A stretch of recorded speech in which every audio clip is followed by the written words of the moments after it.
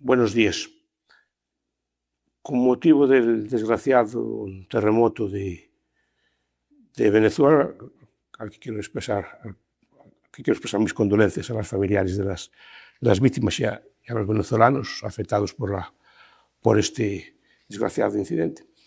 Este catástrofe natural ha abierto de nuevo el debate sobre si el pueblo salva al pueblo, que es un debate que se abrió en España cuando fue la Dana, va a hacer ahora ya 2 años, y se discutía si la capacidad del Estado pues como que no era suficiente, o si los operativos que había enviado el Estado llegaron con retraso, y que al final el pueblo como que dependía de sí mismo para poder salvarse. Entonces de ahí se empezó a usar la frase del pueblo salva al pueblo, solo el pueblo salva al pueblo, en parte como reconociendo la realidad, y otra parte como criticando al propio gobierno de cada sitio. En Venezuela se ha vuelto a oír esta expresión. Entonces, me gustaría comentar un poco sobre esta expresión, sobre si el pueblo salva al pueblo o no. Primero,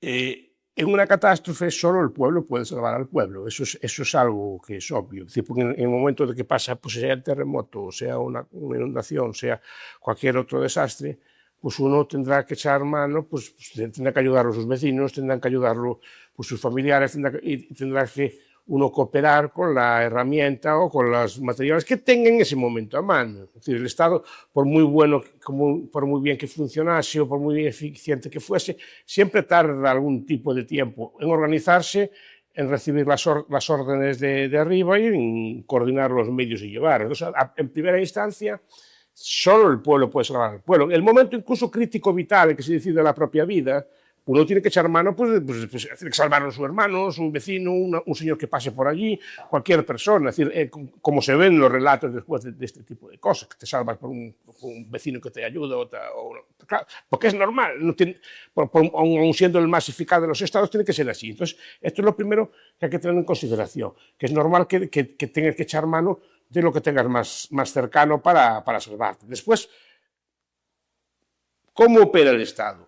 Supongamos que hay un Estado que funcione bien, hipotéticamente. ¿No? Pues aún en ese caso hipotético pasa lo siguiente. Se llega la noticia del desastre, el gobierno, aún así, pues, con la mayor celeridad, pues envía pues, lo que tiene, pues, medios materiales, medios personales, sean bomberos, policías o fuerzas especiales del ejército, como la UME, y los envía al lugar de la tragedia. Pero cuidado, al final, el que va a actuar, lo actúa siguiendo directrices organizativas o políticas. Quiero decir, el gobierno tiene que priorizar a qué sitio va primero.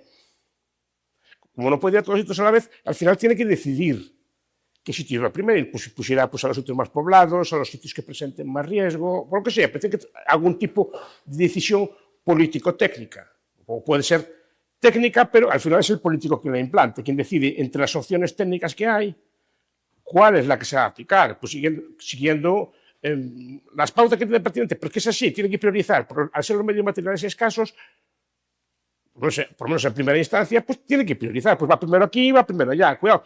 Y eso se decide incluso en los momentos más críticos, que son los primeros momentos de la catástrofe, cuando está aconteciendo o acaba de suceder, cuando más eficaz puede ser. Quiere decir que hay personas que van a ser priorizadas por el gobierno a la hora de ser atendidas, por los motivos que sea, y personas que van a ver retrasada su actuación. Entonces, estamos viendo, pasó en la Dana, pero también está pasando en Venezuela, que hay zonas que tardaron los agentes mutuos días en llegar. Repito, aún en el mejor de los casos, que no haya ningún tipo de maldad o no haya ningún tipo de estrategia detrás de este tipo de cosas. Eso ya sería otra discusión. Pero aún actuando correctamente, los gobiernos tardan siempre y algunas personas las van a atender primero y otras. Entonces, una vez más, ¿cómo se atienden a estas personas? Pues el pueblo. Y se vio en Valencia, se está viendo en Venezuela. El pueblo normalmente organizado, pues el pueblo más próximo, los digamos que no se vieron afectados por la tragedia, pues van rápidamente y ayudan. Y ayudan con medios privados. Pues es una cosa que también me gusta recalcar. Porque aparte de por qué los países más prósperos pues, salen mejor de estas tragedias? Bueno, primero, porque los edificios o lo que sea tienen previsto este tipo de cosas y están previstos los edificios para resistir los seísmos o tienen unas infraestructuras que permiten soportar cargas muy pesadas de la catástrofe que sí. Entonces, eso primero está previsto y está tal. Pero no solo eso. Los pueblos prósperos acostumbran a ser pueblos capitalistas. Es decir, que digo que es capitalista, el capitalismo implica que es una sociedad que usa medios de capital para hacer los trabajos. Es decir, usa excavadoras, grúas, camiones, todo tipo de herramientas. Por tanto, la densidad de ese tipo de bienes es mayor que una sociedad que no es tan capitalista. Y eso también ayuda. Es decir, no es lo mismo tener pues, 20 retroexcavadoras, 40 grúas comerciales, sea pues, para remolcar, las que se usan para hacer grandes obras de infraestructura, o bien sea grúas que se usan para levantar coches o para levantar camiones en caso de avería, etc. Todo ese tipo de redes de infraestructura, excavadoras, maquinaria de construcción, o sea, todo tipo de herramientas que existen en cualquier sociedad capitalista moderna, se pueden poner rápidamente en uso para levantar. Efectivamente, una grúa que levanta un coche también te levanta pues, escombros de una casa o una excavadora también te sirve para retirar. Una excavadora comercial también te sirve para retirar cosas, incluso camiones, coches, todo tipo de todoterrenos, todo puede servir. Si es una sociedad que tiene muchos medios de capital, esos medios de capital, no todos obviamente, pero son fácilmente aplicables. Una sociedad que no tenga medios de capital, que no tenga infraestructuras, que no tenga todo ese tipo de bienes, pues lo tiene más difícil para salir de ese tipo de cosas, simplemente porque no los hay. Y aunque el gobierno, en el mejor de los casos, las trajera, primero, tampoco tendría tantas, o tendría que traerlas de otros países, lo cual logísticamente no debe ser una solución fácil. Puedes llevar unas cuantas grúas en avión, pero tampoco es lo más barato del mundo ni lo más fácil de hacer.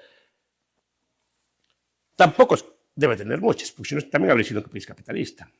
Entonces, claro, en Venezuela se suma todo esto, que es un país pues, devastado económicamente por las políticas pues, del chavismo y del madurismo, ¿no?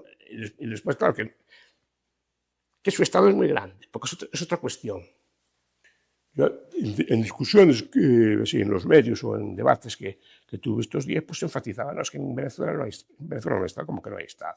Precisamente lo que hay es mucho Estado, no que no haya Estado. Eso no falta Estado, se dice muchas veces en este tipo de catástrofes. Falta Estado, no.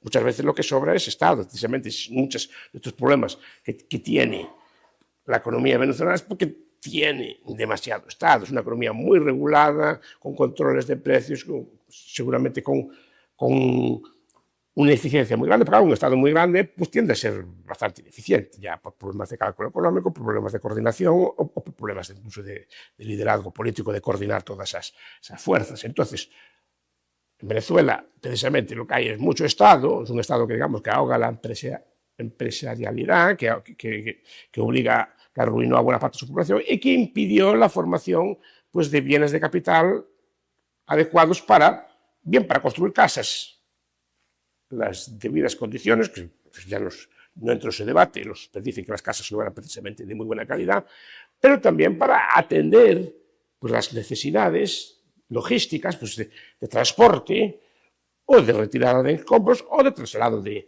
personas a hospitales y a sitios donde puedan estar medianamente seguros, porque precisamente carecen de bienes de capital. Entonces, muchas veces hay que tener en cuenta también que también el sistema económico que uno tiene, en los sistemas políticos que uno tiene, también influyen en el caso de las catástrofes. Pueden hacer mucho daño o pueden hacer mucho bien. Entonces, digo, recalcando el primer punto, una vez que hay eso y que solo el pueblo puede salvar al pueblo, el Estado llega después de, en el mejor de los casos, llega después de con sus medios materiales y claro que hacen y claro que ayudan, ¿no? Pero en un primer momento solo el pueblo puede salvar al pueblo. Y después también cabe discutir si las formas en las que opera un Estado son las más adecuadas para atender este tipo de tragedias. Es decir, si personas organizadas burocráticamente, o en el caso de militares organizadas de forma militar, si bien pueden tener una coordinación muy grande, si son la forma más adecuada para atender situaciones precisamente que son en cierta forma caóticas, que son imprevisibles, que están cambiando. Por ejemplo, yo he oído discusiones, por ejemplo, cuando se envían militares a la UME, que son personas muy competentes, muy preparadas y seguramente son muy buenos militares, son muy buenos en su oficio, pero como que a veces discuten con los brigadistas locales, que conocen el terreno, conocen las cosas, y dicen, no, mira, que el incendio va a venir por allá, pero es que el sargento me dijo que me quedara acá. Pero mira que viene de allá, pero no, es que el sargento me dijo que me quedara acá y hasta que el sargento no me diga esto, yo no puedo cambiar. Entonces digo, este tipo de organizaciones burocratizadas, inflexibles, que tienen su lógica, la pregunta es, ¿son las mejores para este tipo de catástrofes? O la propia organización del pueblo, llevando alimentos, viendo ellos sobre el terreno qué necesidades puede haber, etcétera, y usando de medios materiales que puedan tener a su disposición, puede ser más eficaz. Repito, no niego que puedan tener su utilidad, pero aún así va a tardar y no precisamente los medios que tiene pueden no ser necesariamente los más adecuados, ni los más flexibles, ni los más, digamos, idóneos, para este tipo de situaciones. Entonces, el pueblo salva al pueblo porque es la única forma que pueda salvarse.